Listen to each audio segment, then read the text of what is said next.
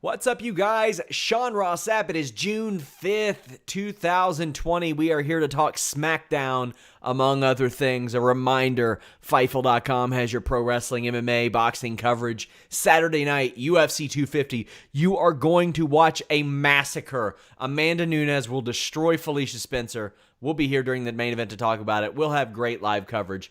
Sunday night, NXT in your house. Warren's here with a post show with Alex.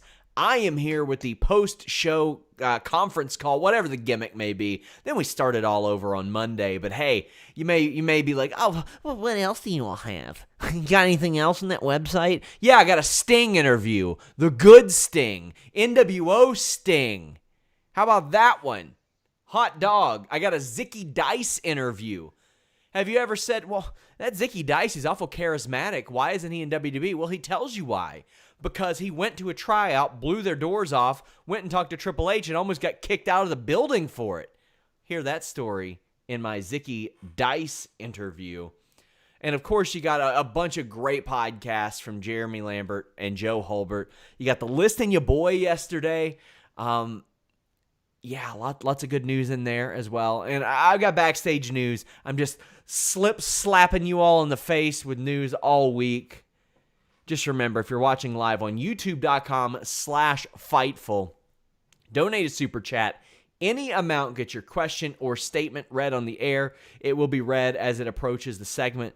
But now that we are 2 minutes into this show, I will introduce my co-host. His name is Mr. Warren Hayes. That is correct. Yes, I am here. I had a really good week, Sean, because I've been working hard, putting everything together.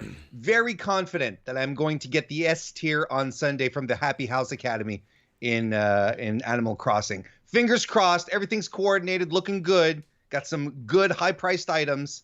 I'm excited.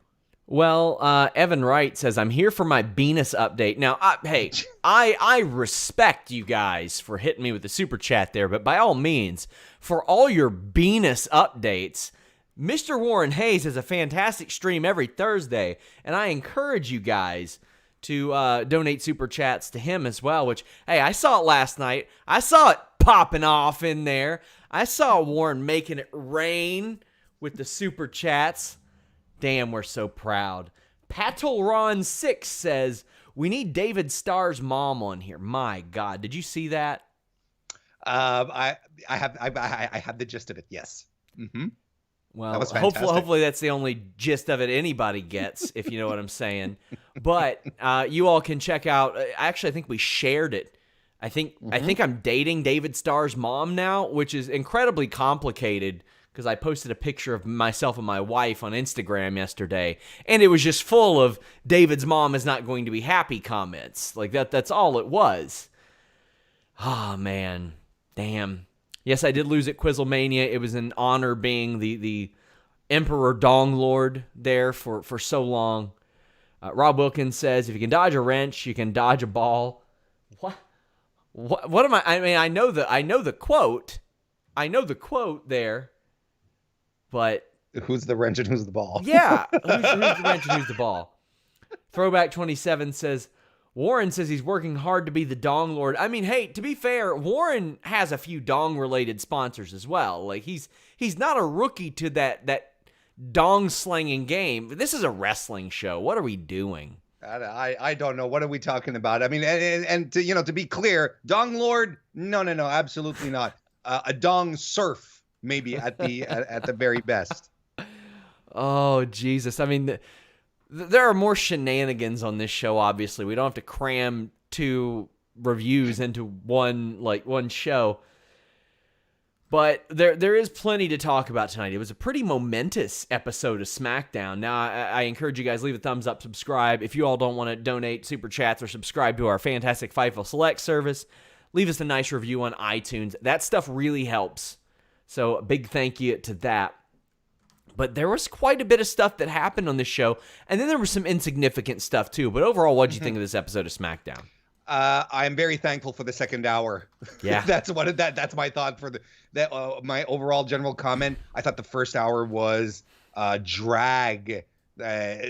All of the insignificant stuff and the irritating stuff happened in the first hour. Whereas I thought the second hour really kicked off and finished well. And boy, yeah, I mean, yeah, if it wasn't for the second hour, we probably would be not quite as lithe right now. I admittedly was getting a little pissy during that first hour, especially considering the Sonya thing. I was not a happy boy about that, as you guys will hear.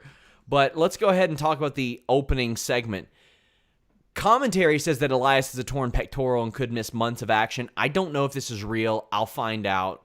But Jeff Hardy says he does not remember a lot about last Friday. Says he felt like he got hit in the head. This guy's delivery is ass juice. It is bad. I like Jeff. He is always very nice to me, as is the entire Hardy family. This delivery ain't good. And Jeff says he questioned everything that he worked for the last 8 months. But a witness at the scene saw what happened. Red hair, red beard. So immediately, he beats Sheamus's ass. That seems a little bit like profiling to me, Warren. Because Otis, Jack Gallagher, Murphy, Aleister Black, Wesley Blake, maybe Killian Dane if you want to be generous. There's a lot of these guys running around. Yep. And if they wanted to pull a Drake Maverick, they could bring back Eric Rowan with a little bit of stubble on the top of the old Chrome Dome. Yeah, I mean, he was involved in a hit and run thing. He has experience in this type of situation.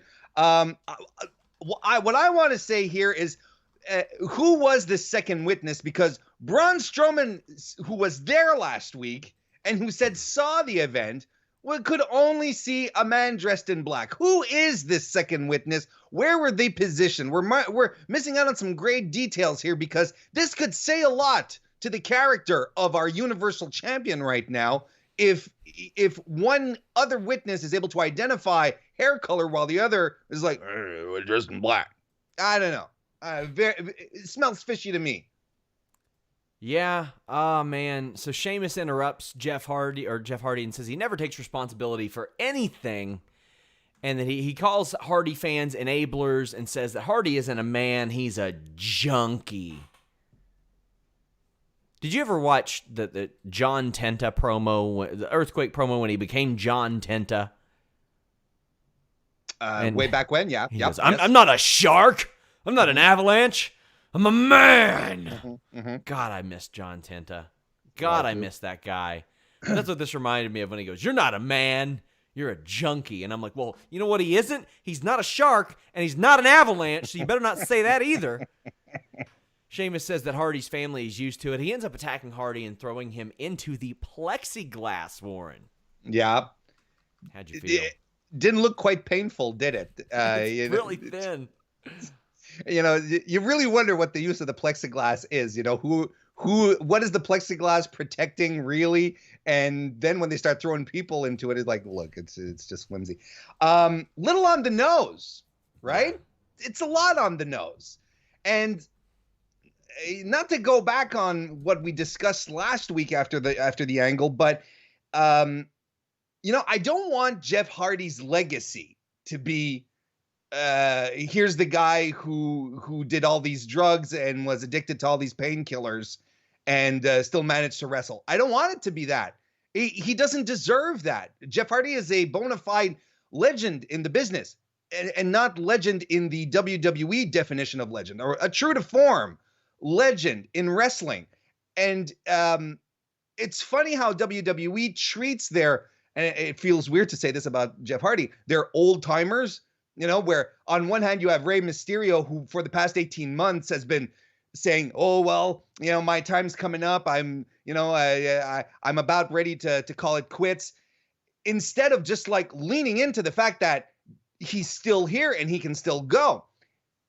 I can appreciate them wanting to elevate Jeff's struggles into, look, he's worked hard to get where he is to this point right now, but there's more to Jeff Hardy, and he still has more to give. I really do believe he does, above and beyond being so on the nose and blunt with his history of substance abuse. Because we have seen it live on television. Moments where Jeff was completely incapable of wrestling, and matches had to be just couldn't take place because of that.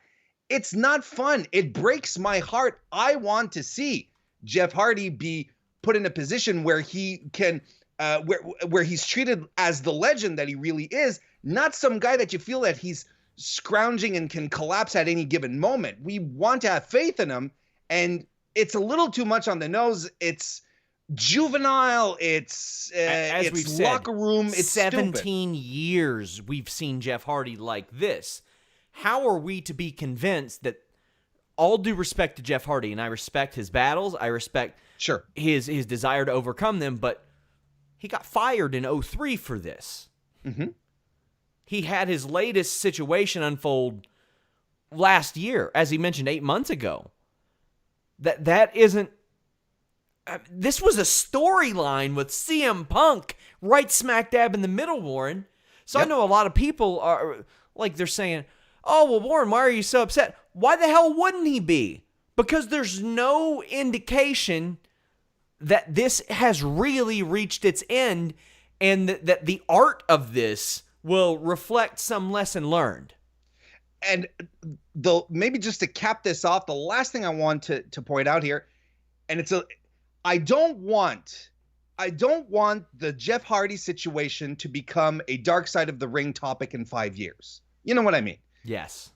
And I don't want WWE to put itself in the exact same position it did with Road Warrior Hawk, for instance, where they decide to make a show out of it when the guy still needs help, isn't quite there yet, and then tragedy happens, and this becomes a stain on them. If anything were to happen, and God forbid something does, once again, WWE is not going to come out smelling like roses. We're going to look back on this and we're going to say how stupid it was. Why can't we recognize it right now for how stupid it is then? I don't want anyone to have an untimely passing. It's just as simple as that. And are there plenty of things that we love that reflect life? Yeah, but on this one, it's like I would like to believe that it would reflect a turn or a change or something like that. I just don't know that it has. So I completely agree with you. Our boy Throwback27, make sure you guys check him out on Twitter at Throwback978. He does a show every Tuesday night. He says, I'm a ginger and I steal souls and people's hearts. Sheamus being just one is how it is. It's like saying I was there and Hardy was mad. Hashtag gingers rule. And then Anakin points out, it could have been Becky with a beard attached. She could have done this. She might be bored right now. We should start creating a Hall of Fame of super chats. We really should. That's a good idea. Evan Wright says AEW with Matt Hardy reminding us of his great gimmicks and good times. WWE with Jeff Hardy reminding us of his demons. What a shift in booking. I think that's a fantastic look at it. Meanwhile, WWE is insistent on using the old Hardy Boys theme, even though Jeff has wanted to use no more words. Yeah. And really quick like that, you know, Matt Hardy has had his own struggles, right? He's had his own battles as well. Just this week on AEW, runs into Private Party. They're having a drink. They offer one to Matt, and he goes, no, thanks. And that's all you need to do. We get it. We understand why, and we move on. We move on to something more interesting. Oh, boy. Well, I don't know if Mandy and Otis and Baron Corbin's crown is more interesting or not. Oh. Especially with... And here's the thing. I was like, you know what? I'm not going to tweet about how bad of an actor Baron Corbin is. I'm going to try to keep it positive. I'll save it for the post show. He's a shitty actor. Yes. And I'm sorry, because I really dig his in-ring, especially this match. And a spot that you and I were talking about privately, because you had said... Baron Corbin's Spinebuster was really good. And I remember I was watching for that, knowing what I knew. They filmed it 4 times. I'll have an update on Select tomorrow, but I heard they were all real good. Okay. I heard they were all real good, and that wasn't even the spot that needed fixed. But they were like, man, poor Otis then. I know, because here's the thing. Corbin was laying it in well before that. He was whipping Otis's ass. This is a sirloin beef sons of bitches meat slapping battle. Just, it's one of those packs you pick up and it says just 27% lean. You know you're getting some flavor out of this one. You know you are. This ain't Laura's lean beef we're talking about here. This ain't grass-fed. You're getting the real deal here. This was good. They went to a DQ, unfortunately, but this match, I really liked it. I thought the match was fine. Did everything it had to do, like I tweeted out, and if all four were great, fantastic. That's spine buster. I mean, it's impressive. That was a real good one, and on a guy the size of Otis, and from all sizes, his entire size, that was impressive. Otis got some great overhead throws as well. Yeah. I thought this was good. I don't understand the ending. I really don't. I guess you have to. 'Cause here's the ending. You have Baron Corbin who baits Otis to the floor, attacks him with the chair, forces the DQ. Otis wins, brings Otis back into the ring to beat him up some more, but Otis gets the upper hand, does the caterpillar on Corbin. Then Corbin runs out of the ring, and Otis remains standing tall. Who wins here? Why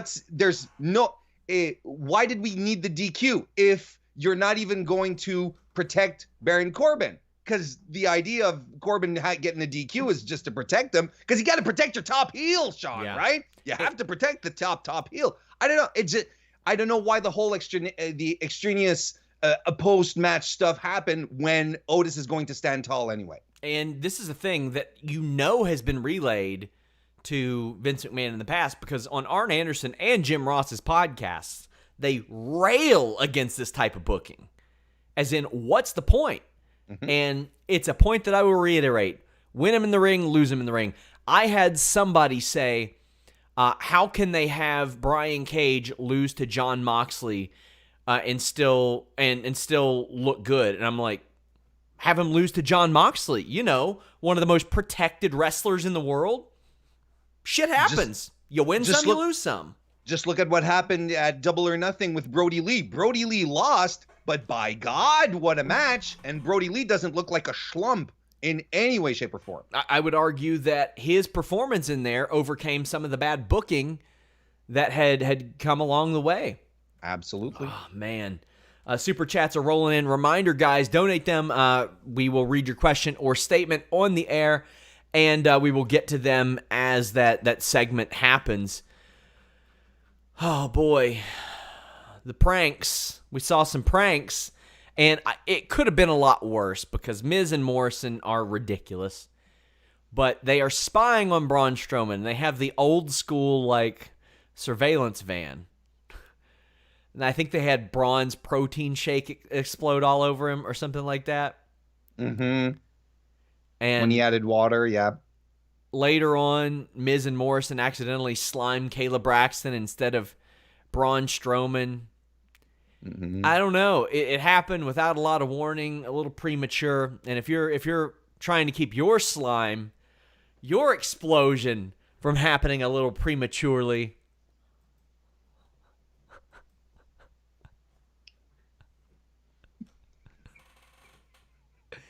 our friends at Blue Chew can help.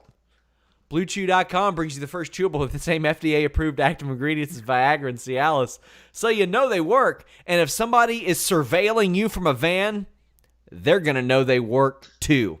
But you know who's not going to be doing that? Your mailman, because this stuff ships discreetly. The mailman's not going to be all up in your business like, hey man, sup with your dick pills. Now, if you have a conversation about Blue Chew with your mailman, they will know about it. And they may eventually say, what's up with your dick pills? Here, they're fantastic. And that's because they are. Blue Chew has the same FDA-approved active ingredients as Viagra and Cialis. So you know they work, but you know they work a lot better and faster. It can get into your system a lot faster. It's a chewable. It's ready when you are. Ah, damn, this stuff is good. And when you're not ready, they're ready. You just chew it. Let's be real. You all saw the David Starr's mom clip. You all saw me peeling them off You all know I keep him right here by my side, whether it be for promotional purposes or whatever. Do you want to get beautiful women like that? Blue Chew is the way to do it. You will develop a reputation. Hopefully you develop a reputation because you'll be like, you know what I didn't do? I didn't go to the doctor. I didn't go to the pharmacy because that's irresponsible in this time. Instead, online doctor affiliated with Blue Chew prescribes it, gets it shipped straight to your door. Oh, and you know what? You can say, in addition to being an understudy of the Dong Lord, I'm also a thrift lord because you get it free. Your first shipment is free. Use that code FIGHTFUL. You just pay $5 shipping. Got to pay the mailman. If you don't pay the mailman, he might start asking questions. So that one's understandable. Use that code FIGHTFUL. Get your first shipment free. I appreciate Blue Chew. They straight up said at the beginning of they straight up said when we lost our YouTube channel, we're sticking with you guys. I will always appreciate that.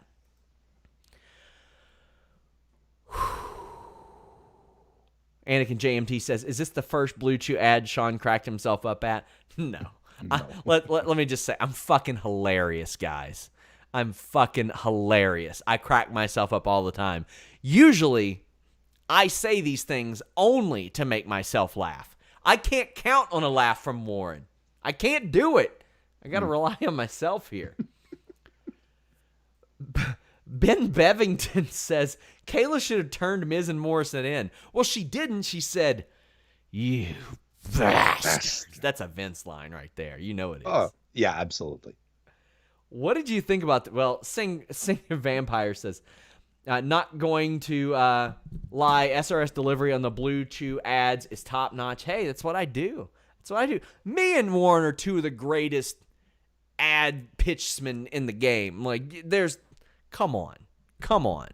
Like, a lot of people I'll see on, segues, to people who don't have good segues. Come on.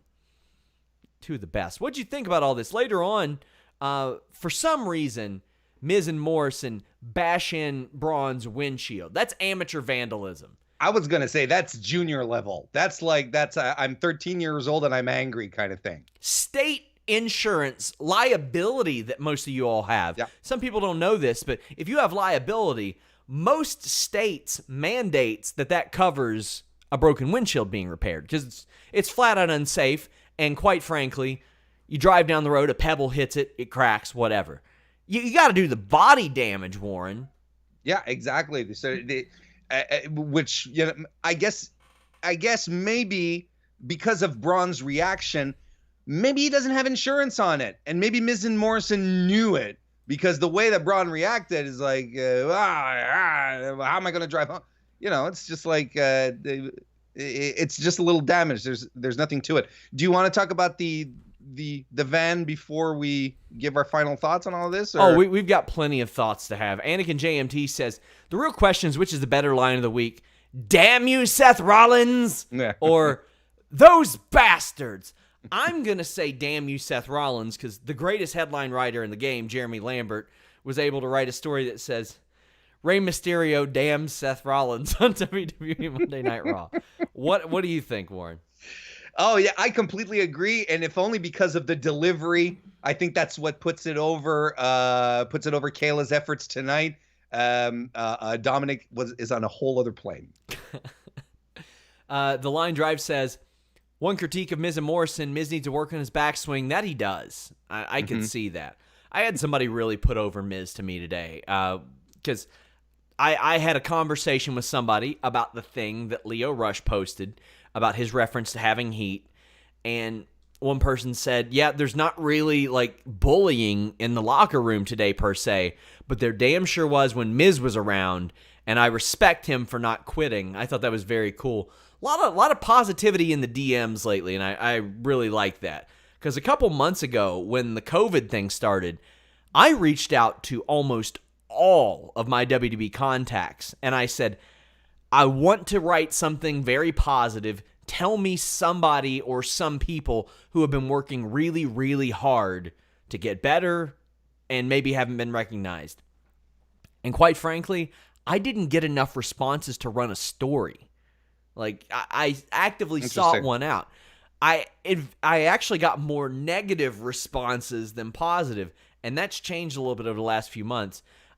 Since then, I've been able to kind of add a few more, so hopefully by the end of June, maybe next month, I'll have something to kind of throw together. But Anakin JMT says, did WWE or Fox make a deal with Nickelodeon for use of that slime? Hey, that's Nickelodeon paying back for all those John Cena Teen Choice Award appearances or Kids Choice Award appearances. Anakin also says, credit to Devil Kazuya 27 for this idea. If WWE can use Nick slime, they should do Legends of the Hidden Temple or Guts crossover. Are you familiar with Guts? I'm a little familiar with Guts. We didn't have it up here in my Nick of Canada. I have wanted to buy like a replica Aggro Crag trophy forever. Oh, God, I loved it, man. That's what I grew up on. And Throwback 27, our dude, remember, check out his show. I'm going to say it every super chat he sends us. Kayla getting slimed at an 80s and 90s kid smiling. Me too. Did that, like when you see that, did that harken back to the days of 25, 30 years ago for you? Yeah, but see, I wasn't a kid. I was, I was brooding, listening to some Nirvana and Joy Division. So that kind of stuff, and I was pissed off at the NWO. Jeremy's. Well, exactly. Yeah, come as you are. Yeah. I'm gonna. To me, the whole Miz and Morrison stuff reminded me of 2006 Degeneration X. When it's not quite clicking, not quite what you want it to be, and it's maybe it was a little too. I know their thing is being corny, and at this point, it's really a question as to whether it worked for you or not. To me, it didn't work for me. I thought it was corny. I thought it was stupid. I still want to know how they managed to get Braun Strowman's protein shake to explode. I want to know how they got all these cameras set up, how they knew that Kayla was going to be interviewing Braun at that exact spot in the entire performance center. Yeah. It's too Bruce Pritchard-y for me. Anakin says, so Warren didn't go prematurely gray then. I'm getting a little bit of gray on the sides here. Are you? I am. Man. Look at that. We're gonna call you Sean Ross Streak. I don't know. I'm sorry. Man. Let's listen, I'm gonna still be your friend despite what you just said. But we're gonna try to move past it a little bit. Throwback says, you gotta feel bad for Kayla in that spot. Hey, she's a trooper, man. Yeah. She is a trooper. Throwback 27. Check out his podcast on Tuesdays. He says David Starr's mom called. She's still waiting on Dr. Donglord to perform the physicals on her. Like, here's the thing. If this were not David Starr's mom, I'd go the extra mile. Because here's the thing. I don't like gimmicks. As weird as that sounds, I don't like gimmicks. Okay, I'll say this. I don't like being somebody you're not. However, that is legitimately the type of stuff that I say in my everyday life walking around the house. But David Starr, I respect immensely, and I am not on that level of comfortability with him outside the auspices of Quizzlemania and him being on the air with me to be like, oh, yeah, time for the prostate check on from Dr. Donglord, one of those. I'm not at that level. So I feel really a little bit unusual about getting these super chats and people popping up. But to clarify, I've always said, don't be somebody you're not. Having a little bit of fun and turning it up. Of course, you got to do that. Sure. You got to do that. But damn. Oh, that's a fucking journey. Oh, man. That's a journey. DJ Cass says, love listening to your shows. You help me, and I like to see and what to watch. But these shows in your house and Backlash, I will determine if I keep watching forward. Nothing feels must see. Yeah, a lot of it doesn't feel must see, Warren. A lot of it, I would hear about this show and I'd go, well, I'm going to watch that main event. But no, there's nothing that's striking the imagination these days. I'm going to tell you, as it stands right now, the main event of SmackDown next week is what's got me hype as far as WWE programming these days. But I understand, Backlash I find is an odd card as it stands right now. NXT is going through a strange phase. It doesn't feel like my NXT, the NXT I know. There's something different about it. Can't quite put my finger on it. But hey, you know what? Transition periods happen. Moving on to other stuff. The empty arena era. There's still a lot of performers who can't travel that aren't around. There's a lot of stuff mix and match, and there's a little give, a little take. I agree. Guess, is what I'm trying to say. Evan Wright says, and if you want your penis to deliver again, come on. That's wrapped in a bow for you right there. How did neither one of us? I'm disappointed. I got to take back all I said about us being great at this. Son of a bitch. Throwback 27, check out his show every Tuesday, says, bro, the more Riddle segments show up, the more fun this will be. I'm hoping WWE does this right and gives him Oldberg. If Riddle keeps using the bro hammer, they can use that to egg Oldberg out and have Riddle win. WWE has been upping their game. So I put out a tweet today, Warren, about Matt Riddle talking about how it broke his heart, the Goldberg or the Lesnar interaction. And I said, even though this wasn't a work, and I was assured it wasn't, I think that some ingredients involved, namely Paul Heyman, I think he knew what he was doing. Mm-hmm. I think he knows that Brock Lesnar would hear that somebody was talking shit about him and say something. But I think he also knew that Matt Riddle was not going to back down, and that when he didn't back down, that would probably change Brock's mind a little bit about the possibility of working with him, because Brock's going to respect that. Goldberg, on the other hand, Warren, I think Goldberg believes he can beat up Matt Riddle, but would never actually fight him. Are you throwing a Goldberg comment to me? That's what we're doing. I'm right ready. Now? I'm here. Here I am. Have you ever watched Angels in the Outfield? Yes. My mom is in the stands right now going, float it. And I'm floating it to you. It's up to you whether or not you want to hit it over the fence or whiff like that jabroni did in the movie. I like to rag on a lot of wrestlers. I like to rag on Mongo for obvious reasons. I like to rag on Yoshihashi in New Japan. But it's out of love. They're not terrible. They always brought something. Mongo and all his goofy selling and his incapacity to climb up on the second turnbuckle had something very endearing about him. Yoshihashi, he's boring as drywall, but he's a good worker. Yeah. Goldberg legitimately brought nothing to the table. And right up until this day, I don't even understand why WWE decided to put so much stock in him. He has never been a draw for WWE. The one thing that I will always say about Goldberg, the one thing that's undeniable, Bill Goldberg was a draw in WCW, undeniable. You cannot take that away. He was an act, he was an attraction, good for him. But as far as being a wrestler, a competitor, a guy who loved the business, a guy who was in it for the business, nah. This is a guy who was always out for himself. You can argue that this is how he was brought up, because he came up so quickly that he had Hogan in his ear, he had Kevin Nash in his ear, Randy Savage, so on and so forth. Holy shit, can you imagine? Of course he's going to create defenses for himself and so on and so forth. But at some point, you let go of your hype. We've heard it so many times about wrestlers who buy into their own hype. Well, yes. He's the penultimate, he's the prototype, and the next model and the third model down the line as well.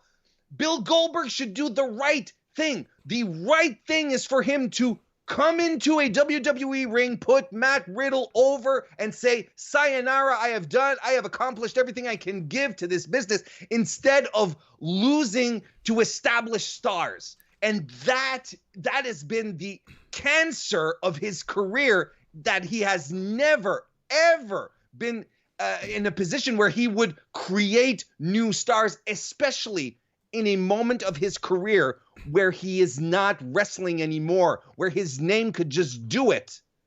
It just boggles my mind. I'm going to share a story. I've shared it before, but Matt Riddle often talks about watching WrestleMania 30 and how that's how he decided he wanted to get into pro wrestling. A month before that, I interviewed him for his last MMA fight, And I just threw it out there. Would you ever think about pro wrestling? Expect him to go, nah, not really. And he's like, I don't know. Yeah, maybe.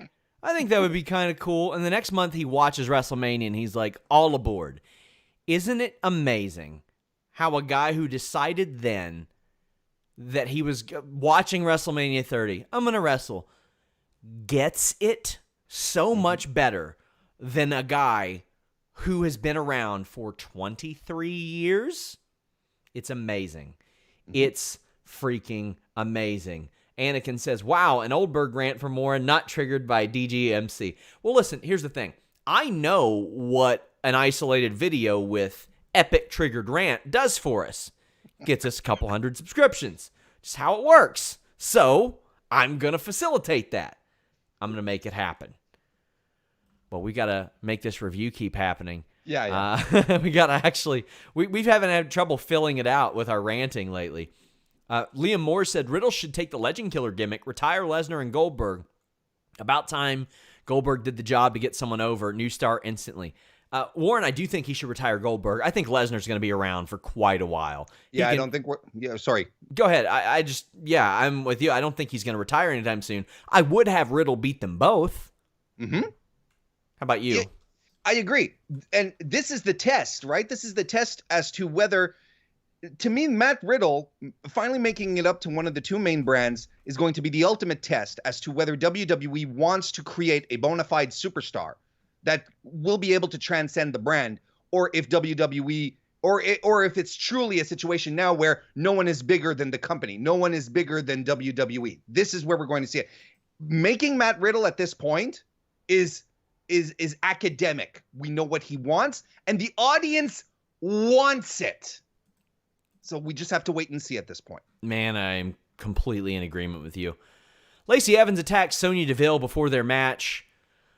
Lacey does a slingshot elbow that looks Hang on. Sonya Deville mows down. Yeah, she did. Lacey Evans. It was really good.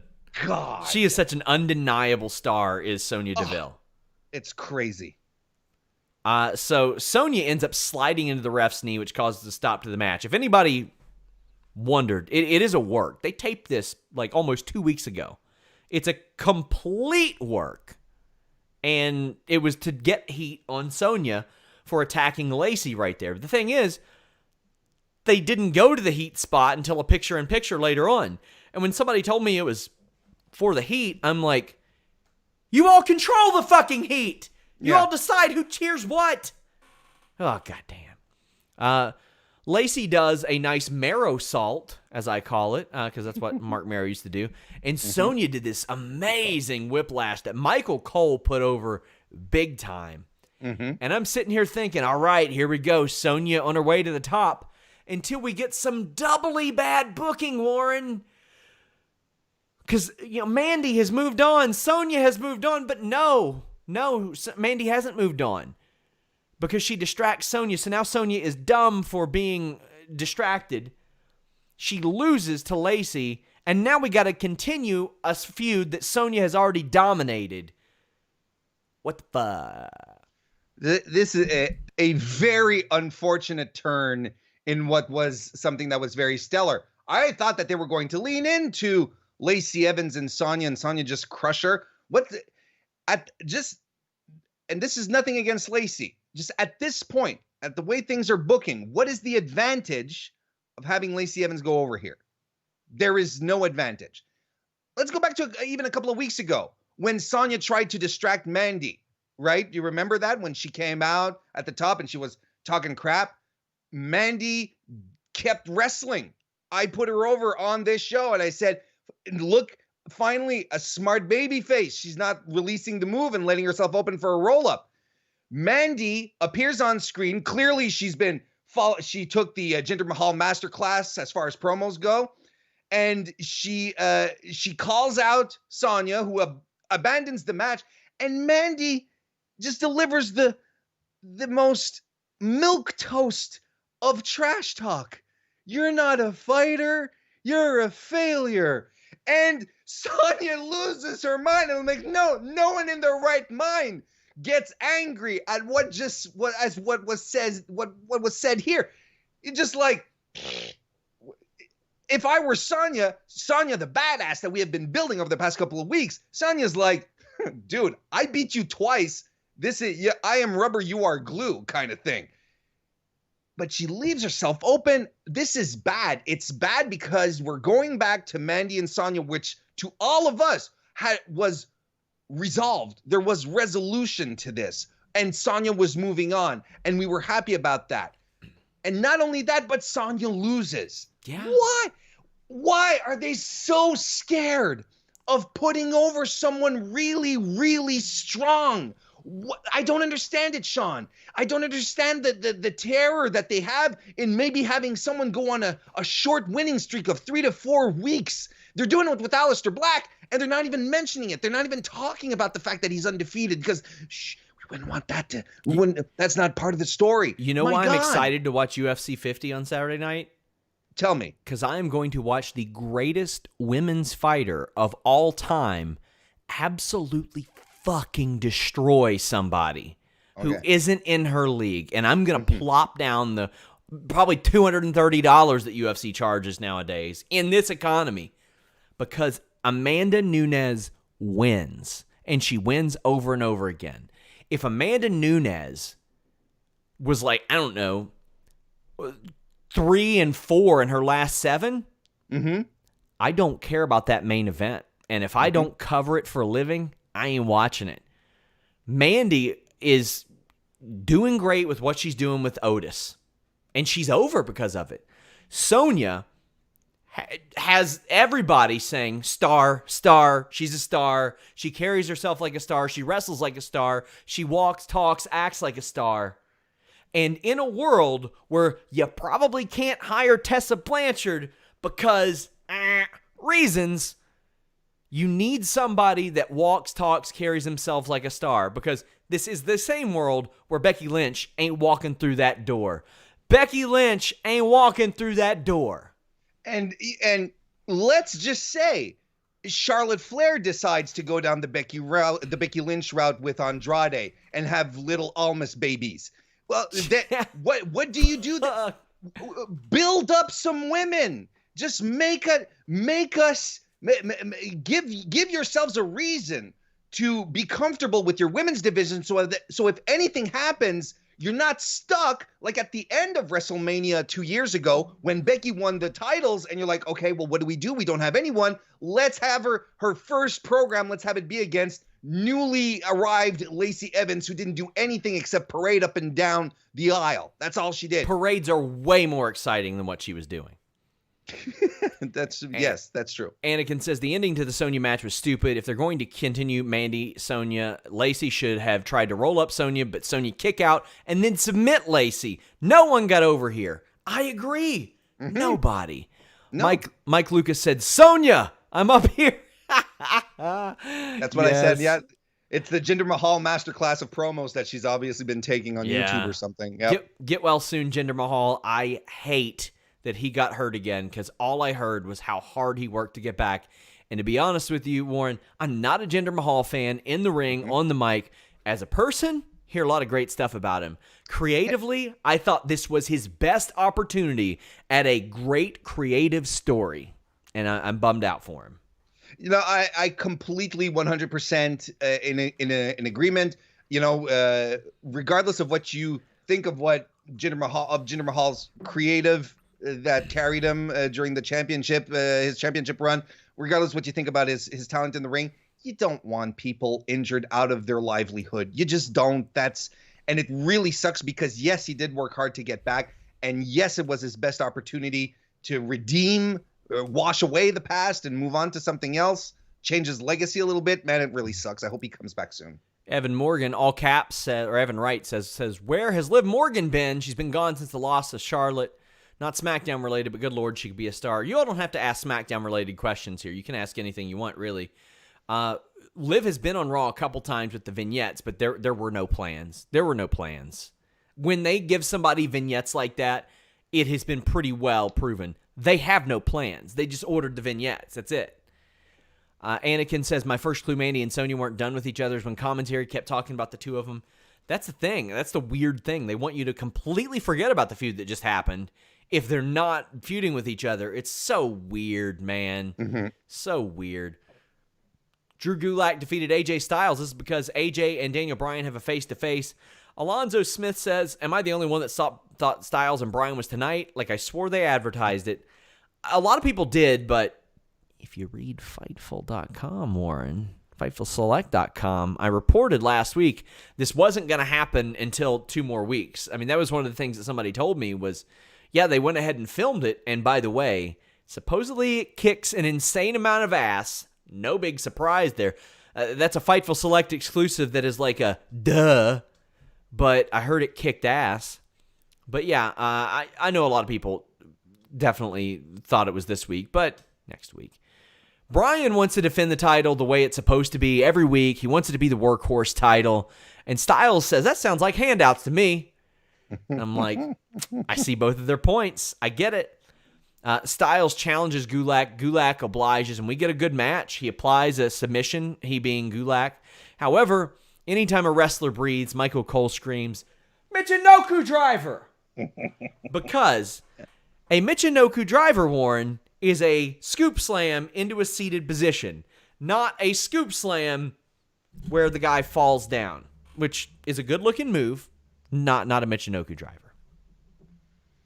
No, absolutely not. But it is a stretch from when he'd call every kick a step up enziguri. So, at least he's evolving. I dug the match. I love the promo. I thought it did a lot of good for the match next week.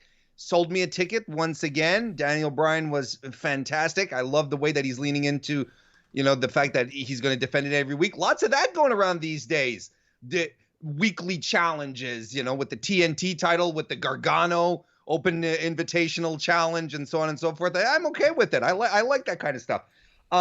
Great match. I liked it. I thought the not Michinoku driver is always fun. The Styles' scoop slam into a slop drop is always cool too. I love the finish. Slop drop, you son of a bitch. I love it. I love it. If you all heard a bit of audio coming through, it's because I got sent a video of Sasha Banks and Bayley's their photo shoot. Their photo shoot, and they took pictures crying on the floor. Amazing. You got to appreciate that. You gotta. Hey, I mean, you gotta. And if you're the person who had reported that, you gotta be a good sport about it too. You gotta be, and it looks like he is. So good. Drew Gulak rolls up and pins AJ. Anakin says, I hope next week AJ remembers what happened last time he and Bryan had a SmackDown match for a title and takes precautions. What happened? I forgot. Remind me, Anakin. He also asks if TakeOver is live, will Backlash be live? I think most of it will be. But Drew Gulak gets the win. Hey, good on him. He got that new deal and a big win. There you go. As opposed to 2 weeks ago, where he gets the new deal, comes in and gets thrown out of the Battle Royal. So I'm good with that. This is the good match. I love the ending. Good on Gulak getting a win. What more can we say here? I'm ready for next week for Daniel and Styles. Ben Bevington says, is keeping up his physique too much on Jinder's body? He comes back in great shape but can't seem to stick around for a long time. I am not going to give nutrition advice to Jinder Mahal. I think I'll sit that one out on the sidelines. I'm sure it's not easy to do what he does, but as far as it being too hard on his body, man, I am not his PT. But yeah, Freaks of Wrestling podcast says, did Adam Cole sign a new 3-year deal with WWE last year, and did Kairi Sane sign a new WWE deal? Here's the thing: if you all ever have contract questions, the answer is under our resources section in that contract field. Anytime I get any info, I update it. I was told Adam Cole's deal is not up this year. I was told that a lot of NXT wrestlers got offered new deals last year and that he was one of them. Maybe that was wrong. I have never explicitly reported anything about Adam Cole's deal, but I know that a lot of NXT people got new deals, and I had heard today his deal's not coming up. Anakin JMT says AJ got low blowed when Bryan won the title. Yeah, but AJ got his balls just racked all year. Mm-hmm. Oh, damn. Jamie Aguilar says, thought it was pretty telegraphed for Bryan when Bryan mentioned an up-and-comer coming in and possibly winning the title. Bryan singling out possibly wanting to work with Riddle. Spoiler much. I think that's him going LeVar Ball on everybody and willing his son to being drafted number 2 by the Lakers. Like it's Daniel Bryan said, please, guys, let me work with Matt Riddle. Let me do it. Well, fucking Shorty G's backstage. I'm sorry, guys. I've dropped the F-bomb a lot. More on this episode than any of late. It's been a long week. Mojo Rawley interrupts Shorty G in their short jokes, but it's almost in like a parody manner. But Gable should have said, yeah, I'm about as short as your best friend's WWE career. That would have been nice. But Nakamura, Cesaro, and Mojo just all beat his ass, and New Day makes the save. Okay. Because then we get a good 6-man tag match. Chad Gable is so good. Big E is so good. Kofi is so good. Cesaro and Nakamura are so good. And I'll say Mojo Rawley in this match, he was good. I didn't have a damn problem with Mojo Rawley. And honestly, I'll say this every time I see him on the screen, I think he's one of the best actors in WWE. He's really good at that. Kofi gets some air. Shorty G kicks out of the hyperdrive. Midnight Hour beats Mojo. His first actual match since February 17th. Warren, your thoughts? I thought all the elements were here for a really fun match, and that's exactly what we got. There was a great sequence at first, a great triple team sequence with the baby faces, which I thought was fantastic. Literally, you had Chad Gable being Xavier Woods in this match. That was really cool. It had a lot of flow. Was really good. I thought everyone did their part. I also thought Mojo was very good in this as well. I loved I loved Gable. He had a hot tag at some point, which was really excellent. Good match. I liked it. It was fun. Every time he does his head scissors, like his old school flying head scissors, I think about a story that I heard. I think Kurt Hawkins used to have a high spot series called Developmentally Speaking, where he talks to people about developmental. Fantastic series, can't recommend it enough. But I think it was him that talks about Greg Gagne coming in. And the person running the drill said, all right, we're going to do some running head scissors. And the running head scissors they did was, the tilt-a-whirl.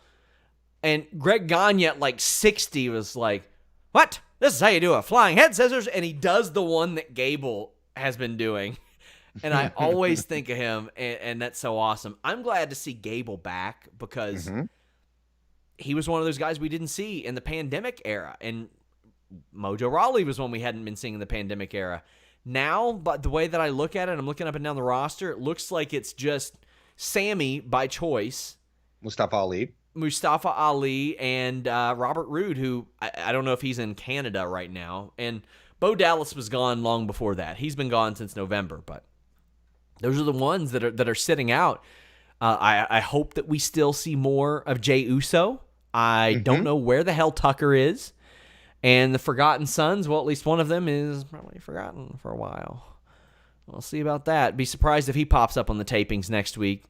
I don't know if they had something planned, just as a quick aside. I don't know if they had something planned, another little vignette tonight. And if they did, good job on reading the room there, WWE, if you pulled that from the programming. Just saying that Jackson Riker has not wrestled on the main roster. Every single time it's been Cutler and Blake. Anakin JMT says, Sean, I want you to belly a bag of dog food, Big E style. I need to see it. I used to get very creative with workouts and stuff like that. With wrestling training, if nobody was there at the gym, we would just find a bag of whatever was heaviest and do like slams, suplexes, and stuff like that onto it. Got to make do. That's why I learned to body slam dog food bags. But, Warren, I love it when a plan comes together. My vision is playing out. Boston Hug Connection beating Bliss Cross Applesauce. First off, I'm here for Marina Shafir being petty in the front row. I love Jessamine Duke jeering the horsewomen. I like that. Consistency. This match was good. The old H-bomb. You get the Meteora, a Bailey to belly from the second rope. Nikki Cross does a great tornado DDT. And the finish, Warren. Finish. So Sasha gets a bank statement on Nikki Cross. Bayley gets tagged in. And Bayley, to her credit, says, Becky, damn it. Sasha. Sasha! There you go. It's surprised she didn't say Charlotte. She's on every damn show. She said, Sasha, get out of here. And hey, you know what I like? I like that this kind of makes up for some of the weird ref calls of late. Because Bayley is like, effectively without saying it, hey, listen, these refs haven't been screwing around lately. Get the hell out of here. And then Bayley goes and applies the move herself. Sasha tags herself back in. Bank statement, crucifix, win. Oh boy, Warren. We have a lot of super chats to get to here, but this is exactly what I wanted. I'm liking how this played out. And now, hey, these two women can pop up on Raw now. Or NXT. I'm down for this. There's a lot of great stuff that can happen here. We'll see how your fantasy booking might play out here, but there's look, the seeds have been planted. I thought this match was really fun. I really like it. I think we can't underscore enough the work of Nikki Cross as of late. I think Nikki Cross, I'm trying to think of another wrestler on Maine who can work her pace. Because it feels like she wants to work a really, really rapid fire pace in every one of her matches. And it's almost as if her opponents are always holding her back because they can't work as quick as she does. But she's been absolutely fantastic. That Tornado DDT was great, followed by the Code Red or the Sunset Bomb by Alexa. That was really fun. Always that little bit of dissension. Bayley going to scream, holler at Michael Cole. Not say I'm the best. Not say, hey, look at me. I told you I'd win. Just like put the belts in his face and holler at the top of her lungs was fantastic. I'm really excited to see where they're going with this. Sean, they're keeping the big match for SummerSlam. I'm really excited. So I had somebody, and I like sharing these nice stories. Somebody reached out to me right after the show ended and said, I just wanted to throw this out there. During these TV tapings, after this specific SmackDown, Nikki Cross went and bought all of the NXT Extras pizza just because she wanted to and appreciated them being there. A-plus person. Class. A little thing like that, amazing. I think that is so cool of her, so nice of her. I mean, come on. I used to love her vlogs. I think she was going back to college or something, and she did a vlog about it. Mm-hmm. Such a charmer. Like, she's so good. Throwback 27 says, with WWE setting up Iconics versus Bliss and Cross, how do you see Banks and Bayley, 2 belts, shaping out the tag division? Is it possible they do a triple threat at Backlash to set this up? Then possibly setting up Bayley and Banks at SummerSlam, hashtag damn Bengals jersey. Yeah, Throwback said that he would get a throwback Bengals jersey if Gronk lost the title. And the throwback jersey that I requested for him was a guy who only left the team a month ago. And he did it. He did it. Check out his show every Tuesday. Warren, I think that's exactly what they'll do. I think they're going down that path as well. They're saving the match for SummerSlam, Sean. How long have we been saying that? They're saving the big match for SummerSlam, but this is exactly, I think this really is the impetus to the breakup. But then again, WWE can take their time and prove us wrong and just not give us the match that we want. That's their prerogative, of course. But there's a lot to say about the titles being lost, like you've posited, Bayley just being overwhelmed with defending 2 titles and having too much of it. There's a lot of good stuff that can come out of it. Yeah, I'm very excited to see how this plays out. Sitting on my bed said Sasha needed that win. I think so too. I think that she did. She's been losing a lot. Sitting on my bed says, go on Twitter and watch Sasha and Bankley cry on the floor. That is amazing. It is amazing. Also, Throwback, I thought good job nailing that one on the predictions of what's going to happen, because that's exactly what I think is going to happen. Anakin says, as I'm wearing my Becky 2-belt shirt right now, I hope we get Bayley 2 belts. We did. And that's very cool. And she's playing it up. To me, MVPs of WWE's 2020 right now, Drew and Bayley. Those are the two. And respectfully. And you could sneak Asuka in there as well. Yeah, you damn well could. Because Asuka has been fantastic as well. I agree. That's kind of the holy trinity right now of the PC area. I agree. Yeah, and while there's plenty of stuff for us to rail on, there's plenty of stuff for us to put over right now too, which I like. Azo Smith says, enjoyed Boss and Hug winning. It prolongs the feud and turn for the crowd's return. Also, WWE are now acknowledging Bayley's second reign instead of one long reign. They've been doing that for about a month or so because Bayley joked about it when she was bitching at Cole one time, which I liked. And yeah, I completely agree with you. They can extend that, and I like that. Our boy Throwback, check out his show every Tuesday, says, David Starr stuff makes us even for the Bengals jersey. Nothing but love, my friend. WWE has me confused about the women's tag titles. They had set up Bliss and Cross versus Iconics. With what happened, where does it take us? Here's the thing that I would go to. The old thing that Vince McMahon always used to say on commentary, anything can happen in the WWF. And that's sometimes what you got to go to. Even though it looks like they're going one way, they go another. The beauty of these titles, Warren, is they can just book everybody in one match, and the titles make it make sense. And wouldn't it be fantastic? Let's say they do set up a program again, and they insert the Iconics into this. Wouldn't it be great that the Iconics beat Boss and Hug again for the titles?